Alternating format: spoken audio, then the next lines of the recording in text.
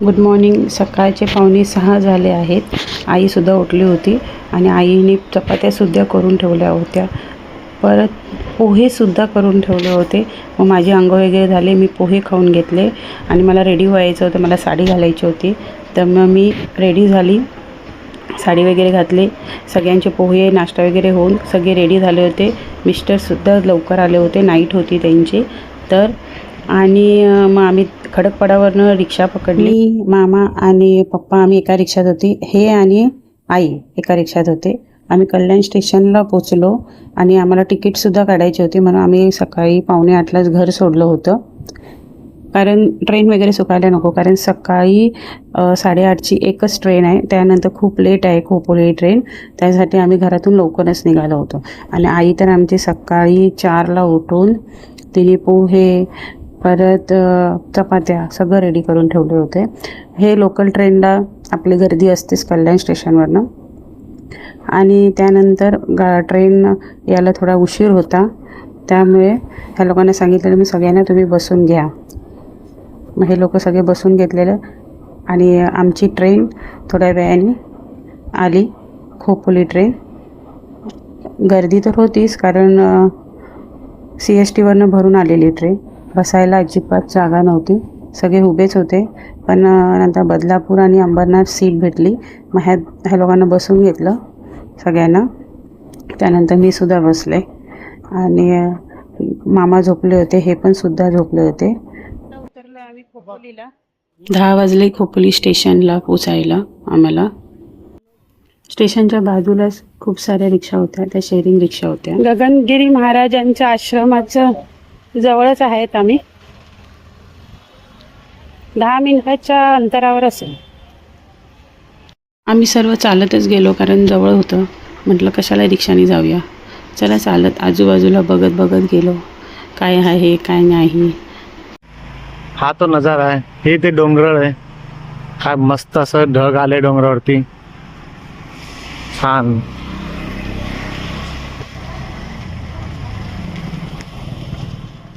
हे ते गगनगिरी महाराजांचा आश्रम मठ आहे.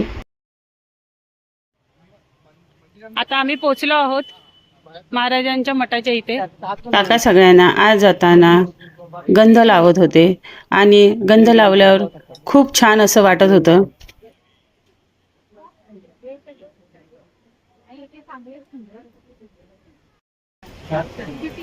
तुम्हाला बघू द्या. आम्ही मठाच्या आत एंट्री केली. त्यानंतर मामा म्हणाले होते की महाप्रसादाचं कुपन आहे, तर आपण कुपन घेऊया. 30 रुपयाला एक कुपन होतं. आणि त्यानंतर आम्ही महाराजांच्या फोटो आणि पादुका होत्या, तिकडे आम्ही पाया पडलो आणि असं सर्व ठिकाण फिरण्यासाठी निघालो. मठाच्याच बाजूला पाणी वाहताना दिसत आहे आणि एवढं भारी वाटतं ना. तिकडे असे दुसऱ्या आश्रमातले पण आले होते, खूप वयस्कर होते. आता महाराजांचं दर्शन घेतलं. तिथून आल्यानंतर पुढे आल्यानंतर एक अजून मंदिर आहे, तिथे पण दर्शन घेतलं. बाप्पाचं आहे, पृथ्वी माऊलीचं मंदिर आहे, महादेवाचं मंदिर आहे.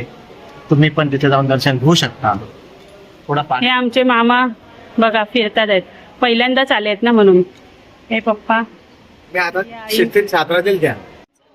दर्शन झालेलं आहे आमचं आणि आता आम्ही थोडं बसलो आहे, रेस्ट करतोय. अजून वरती सुद्धा जायचं आहे आम्हाला. देवाच्या पिंडीचं दर्शन झालं, गणपती बाप्पाचं दर्शन झालं, देवीचं दर्शन झालं. तसेच संत तुकाराम महाराज, संत ज्ञानेश्वर, असं सर्व महाराजांचं स्वामींचं दर्शन झालं. चाललो आम्ही गुफेमध्ये. चला गुफेमध्ये काय ते दाखवलं तुम्हाला वरती गेल्यानंतर. हे केदारनाथ महादेवाचं मंदिर आहे.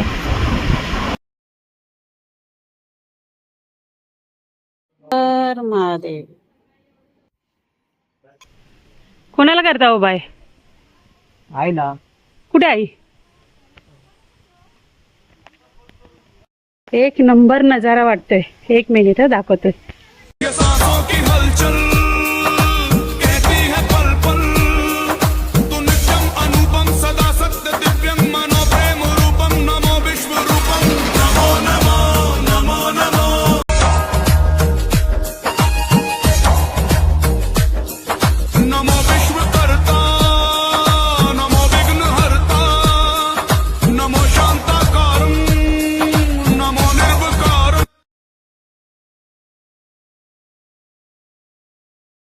फायनली डोंगर चढून आम्ही गुंफेजवळ पोचलो आणि आता गुंफेच्या आत नामस्मरण करायचं असतं.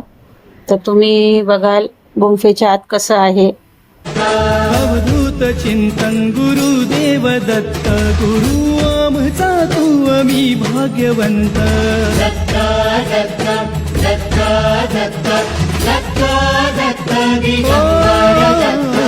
अवधूत चिंतन गुरुदेव दत्त गुरु आमचा तू आम्ही भाग्यवंत.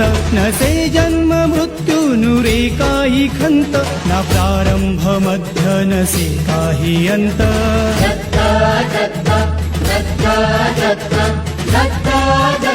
गुरुदेव दत्त दत्त दत्त दत्त दत्त दत्त दत्त दिगंबर दत्त.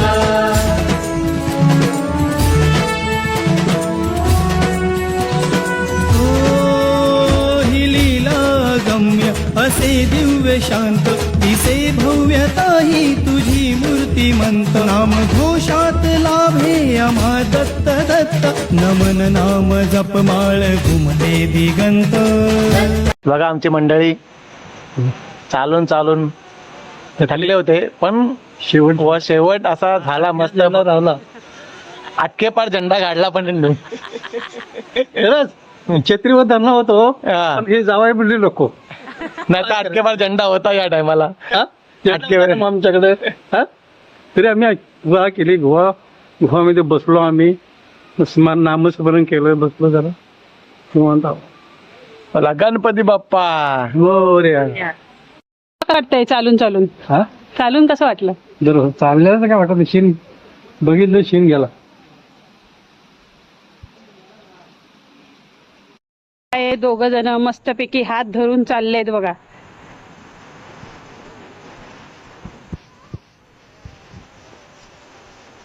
दमलेत सगळेजण.